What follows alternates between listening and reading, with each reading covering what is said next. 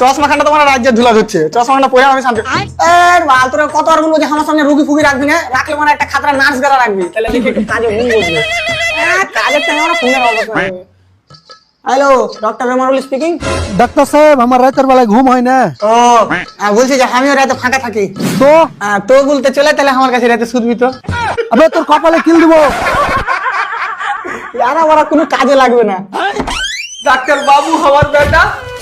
वाह क्या एक्टिंग कर रहा है। খুবই দুঃখের সাথে বলতে হয়েছে যে তোমার ছেলেকে আমরা বাঁচাতে পারিনি। ওরে আমার বেটা রে, আমি জানি আমার বেটা শেষ নিঃশ্বাস পর্যন্ত লড়াই করেছে।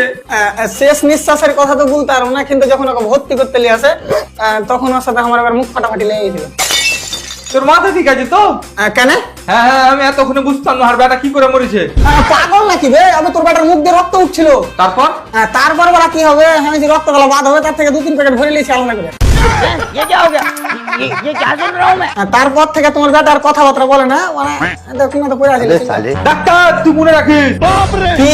আমি তো ডিগ্রি খেলবো। এটা তুই কোনোদিনই পারবি না। কেন, তুই বহুত বড় গুন্ডা নাকি? হ্যাঁ, আমার ডিগ্রি তো মনে হয় দূরে খাইলেছে।